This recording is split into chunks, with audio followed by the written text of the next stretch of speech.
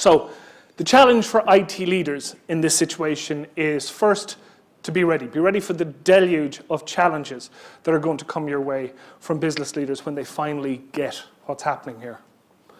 And the second thing, starting right now, is you need to be more approachable, right? You need to start talking to them in their language. You need to start making it easy for them to come to you, because in the very near future, they will absolutely have to come to you. So if you're a business leader in this audience, it's time you started thinking and hanging around with IT people. And if you are a business leader in this room, today is a good start. Okay? My name is Damian Costello. I'm the managing partner at Decode Innovation. We work with organizations on innovation and strategy services, and I myself am a specialist in disruptive dynamics. I've done this for more years than I care to remember. I've done it in nearly all sectors, and I've done it all over the world. And when I started doing this, sectors that required my help in facing disruptions, they were like the buses. There were always, every couple of years, there was another one coming along, and I was involved in lots of them. But this time around, things are very different. This time around, it's like no disruption that I've seen before. This is what John mentioned as the perfect storm, because all sectors are facing this same disruption at the same time. This digitization of everything will lead to an unprecedented explosion of value, and I'll talk to you a little bit more about that. I'll make the case for that value before we're finished here today. The takeaways I'd like you to get from today are that business needs to align with IT. That's the shift that's occurring. Rather than IT aligning with business, business now needs to align with IT. You will need to be more prepared than they are, and you will be. Right? Disruption favors the prepared, and everybody in this room knows that the winners are those who will be data-driven and agile. There is no question about that. And there's a load of people here today that are going to talk to you about that. I'm going to talk to you about disruption. Right? So what is disruption? How does it work? And why is it important right now? Well, disruption is a force of nature, one that tends to turn the strengths of the old dominant orthodoxy on their heads. Those who are efficient and agile will survive, but those who are informed and agile will thrive. This is a solenodon, right? Anybody seen a solenodon before? Looks kind of cute, I think anyway. But they're about as big as a cat, right? These animals lived with the dinosaurs, and they're still alive today, okay? And that's really why they're important. They exist in Cuba and the Dominican Republic. But they're quite a ferocious little beast. They're one of the few mammals that are venomous. So just because they're small doesn't mean that they don't have weapons. And that's part of, I think, the learning in disruption. So how does disruption work? Well, Mark Twain tells us that history doesn't repeat itself, but it does rhyme. And in my world, it rhymes with S. Right? S-curves comes into the innovation story around the early 60s with Everett Rogers. And we're all familiar with the adoption bell curve. Anybody involved in technology is. Well, the S-curve is the cumulative of that, right? And it's a classic life cycle curve. Starts off slow. There's a period of building a foundation. Then there's an inflection point, and there's a period of stable growth. Then there's another inflection point, and you slide into a period of diminishing returns before inevitable death. And we all know, we all can feel the fact that this is something that's accelerating. What took decades in the past takes much shorter now. And this one will be even faster in different industries. When it does hit home, it will hit home very quickly. It'll hit home with a vengeance. The thing about progress is the progress is evolutionary. It's not a linear progression. You get a progression of different generations interrupted by discontinuous jumps. It's these discontinuous jumps that we describe as disruption. And the mother and father of all disruptions is what we describe as a paradigm shift. And that's what we're facing right now. We know quite a bit about these disruptions. The first real commentary on it is from Clayton Christensen, who talks about the innovator's dilemma. The innovator's dilemma states that disruption can only occur when the old orthodoxy is at its peak. And the trap in that is that the first of a new generation performs less well, is less effective than the last most mature of the old generation, but it has aspects of it that will redefine the future. So the trap in the innovator's dilemma is if you're successful in what you do, in disruptive times you have to go backwards to go forwards, and that's not something they teach you in business school. So if you do persist, if you do insist in holding on to the old orthodoxy, you will go the way of the typewriter manufacturers or the travel agents. And nobody wants to be there. And nobody in this room, you wouldn't be in this room if you weren't looking to change that dynamic. Another thing about a disruption is the first of a new generation comes disguised as the old generation. Okay, we see this over and over. There's a lot of reasons for it, which I won't go into right now, but we see this over and over. The first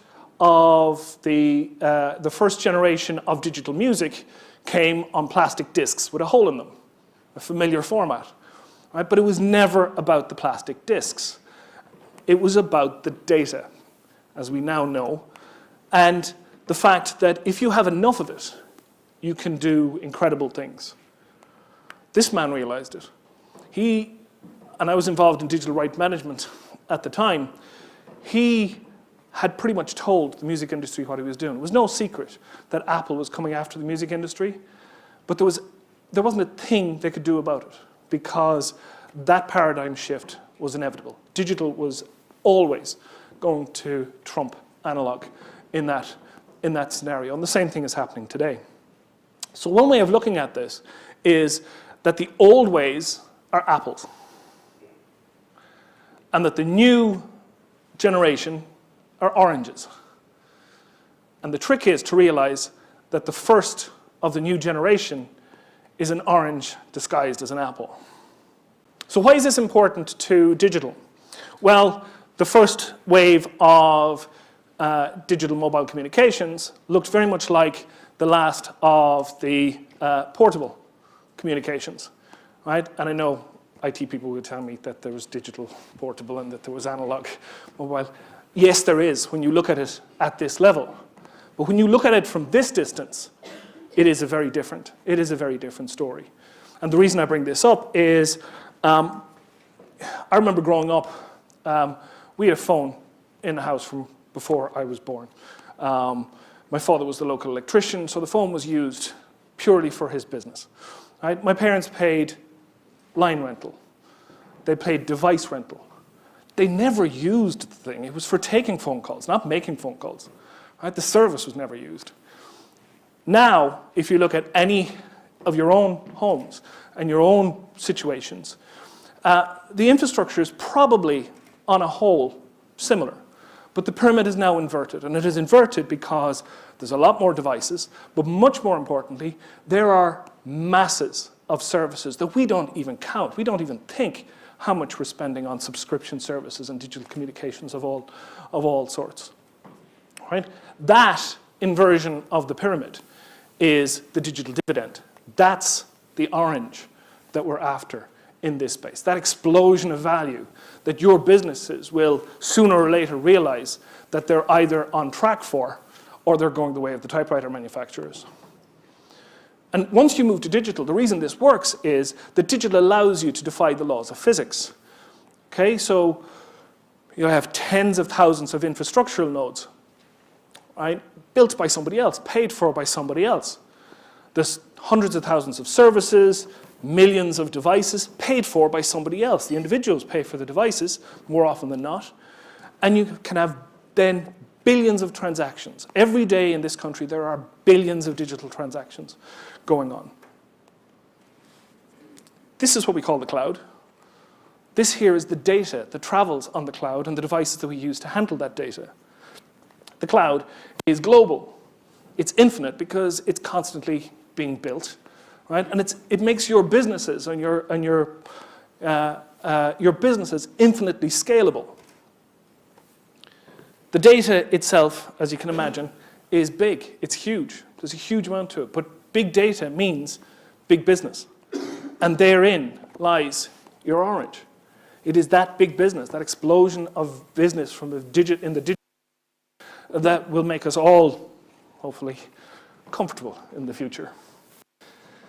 So what do you need to be prepared for? I know, talking to an IT audience, that the next piece is basic, but I just want to tee it up to lead into some of the other points I'd like to make.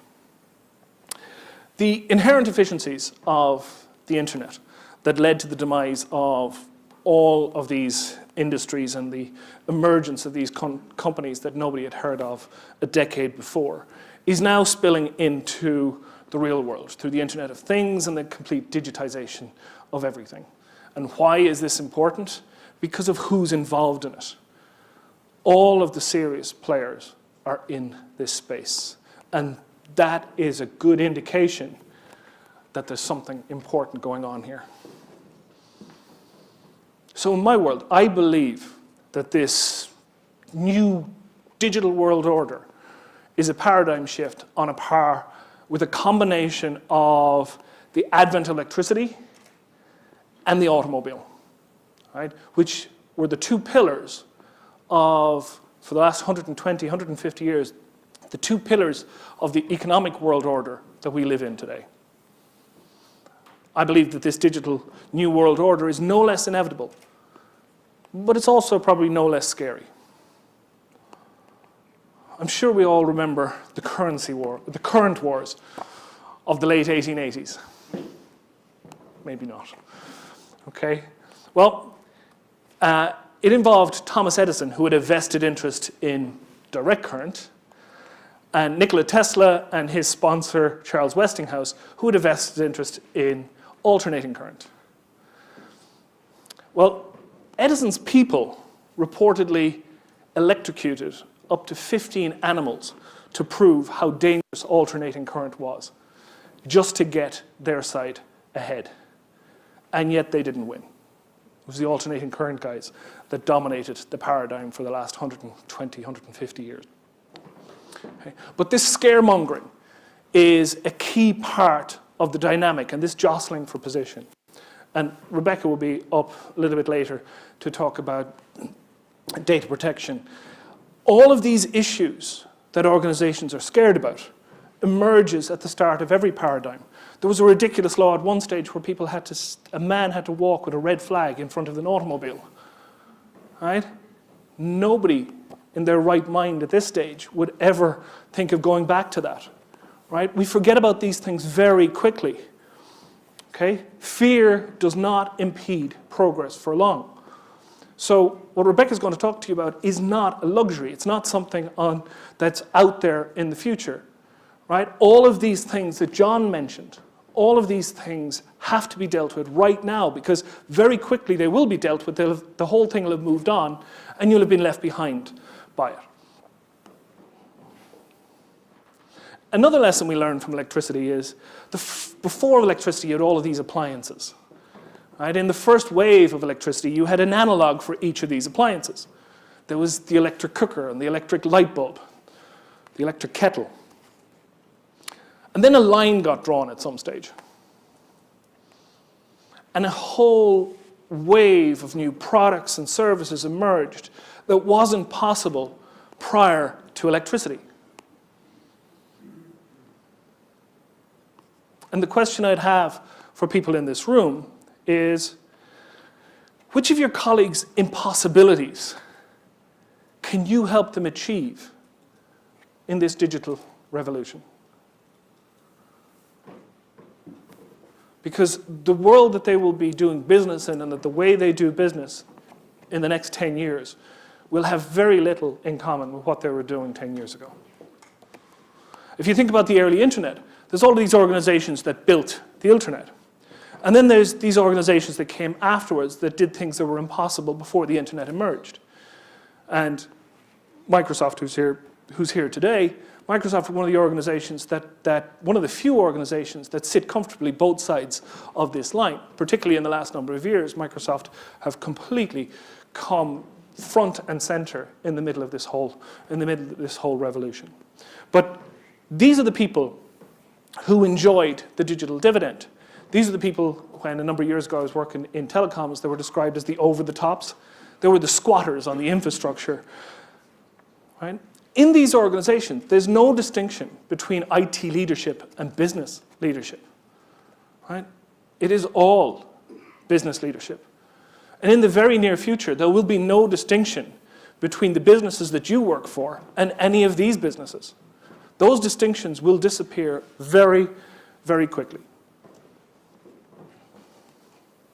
So in the old, before digital world, there was automation, efficiency, personalization, customization, customer service. And in the new one, in the first wave of the internet, all the easily digitizable industries all got a boost through all of this. And right now, the argument that you have is digital in the cloud is more efficient. There's all of these arguments.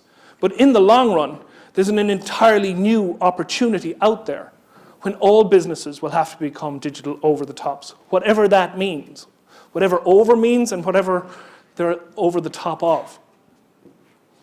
And their success will be proportional to how well you allowed them to leverage this new digital playing field.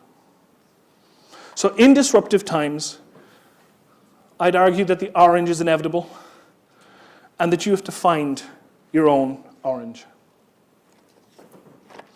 Now, innovation, we have a thing called the rule of three.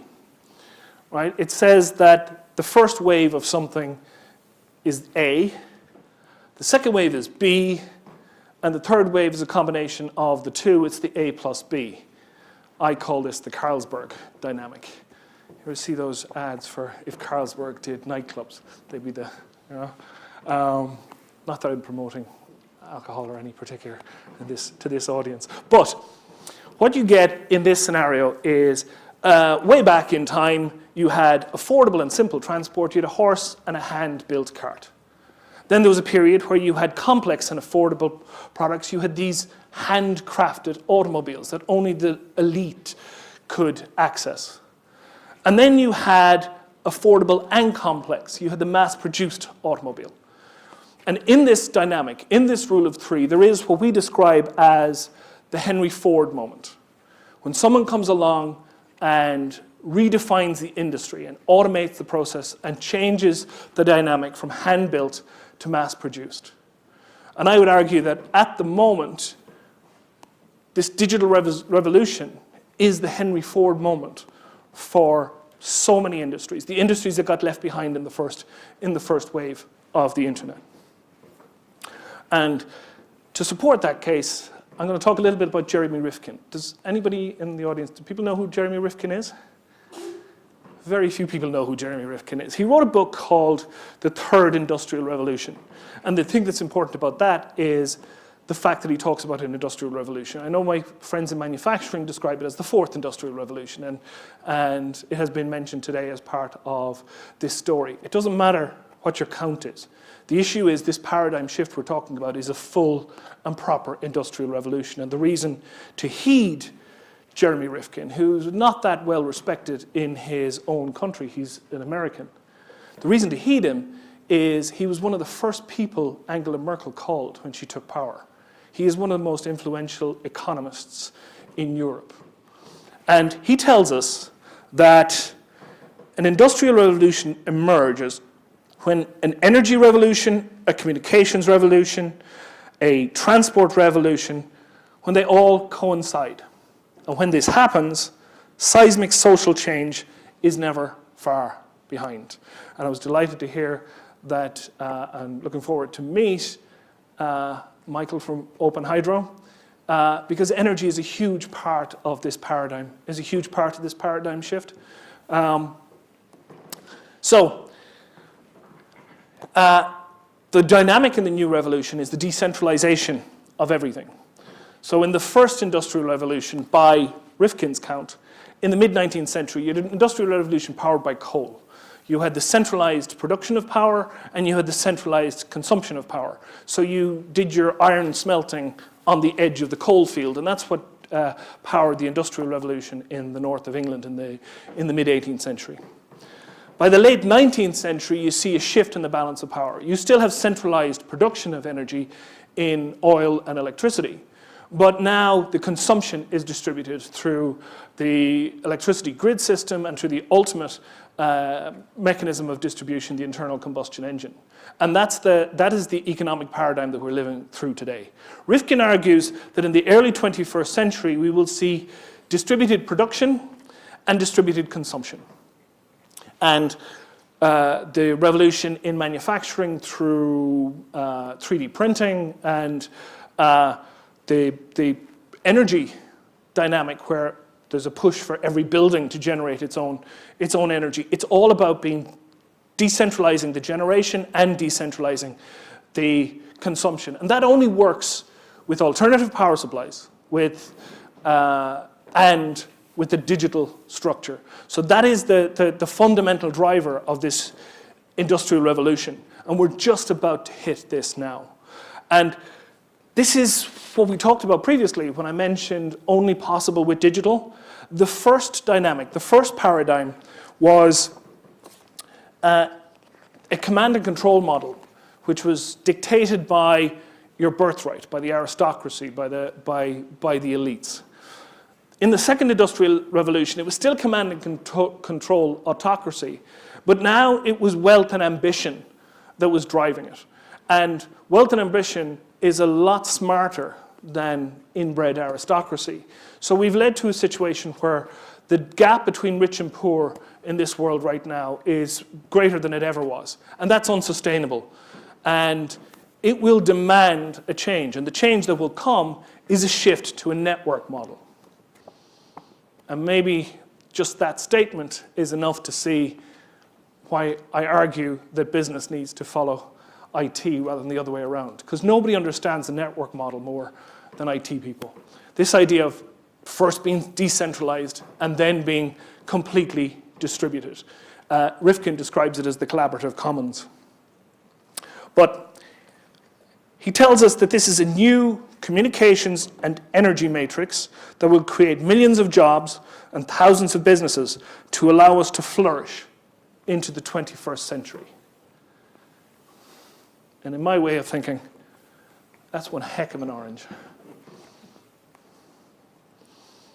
So your value lies not in your knowledge of their game. Your value lies in your knowledge of this new playing field. They don't realize how big this is all going to get. They don't realize how much analysis and insights they will need. They don't realize what type of data they will need you to handle. They don't realize how much of their future is dependent on you. But you do. You know it'll be bigger than anything they can imagine. You know it'll be more complicated than any of today's predictions.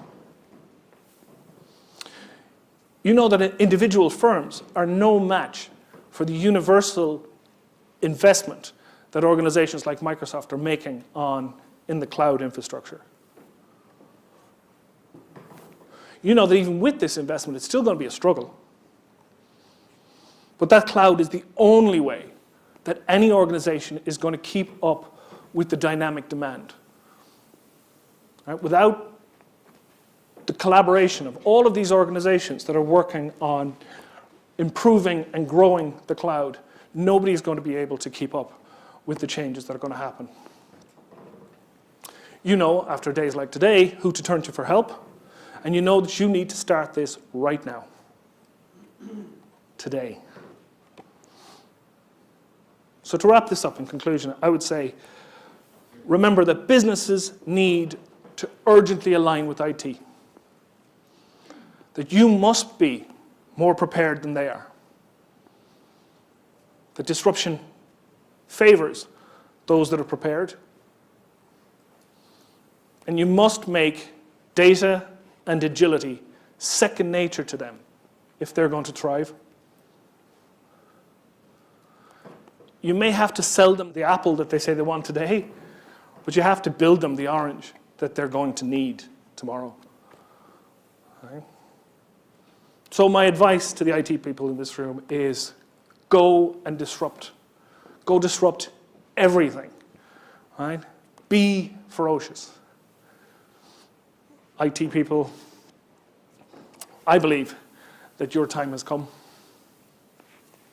Thank you.